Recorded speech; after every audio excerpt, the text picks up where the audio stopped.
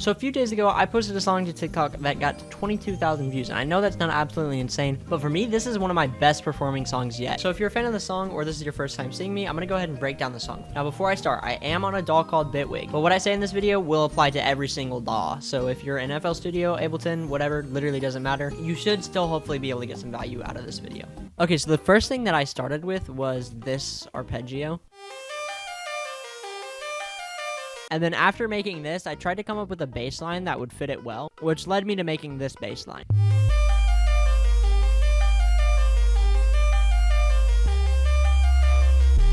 So next up, I did something kind of crazy, and this is what carries the entire song pretty much in my opinion. So I layered this arpeggio, but I took a pitch shifter on it, and I mapped this LFO to this pitch, meaning that this is always like slightly off, which gives it a really weird sound, but it's so sick. And then I took that even further by adding another synth, which is playing like a harmony above the other melodies.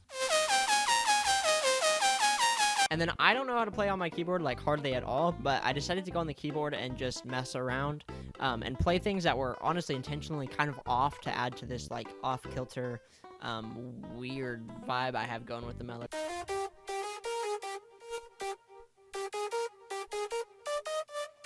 So the melody altogether sounds like this.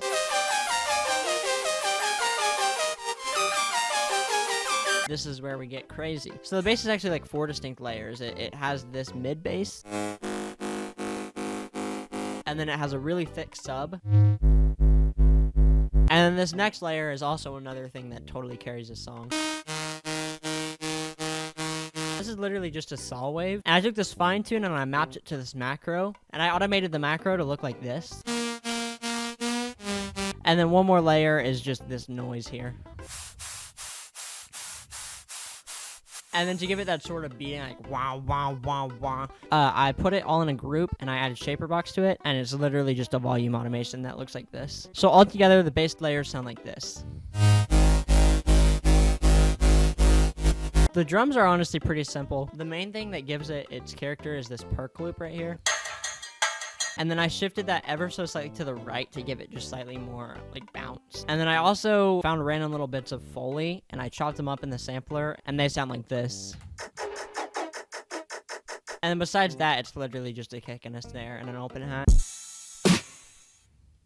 So altogether, everything sounds like this.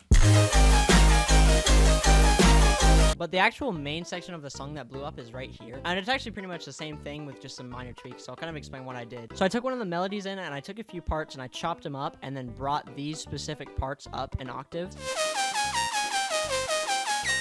And then the basses are literally the same thing. However, I just turned off the Shaper Box. So instead of it being like a wah, wah, wah, it's just a wah. There's really not a ton else to this song. It sounds pretty complex, but it's really simple, honestly, once you look at it here. So I guess the main takeaways from this really would be that you don't need to go crazy with sound design to get cool results. You can honestly just layer a bunch of stuff and process it well to make it sound interesting. And then also don't be afraid to go out of tune. I went out of tune like crazy in this song multiple times, and that's what makes it sound unique. And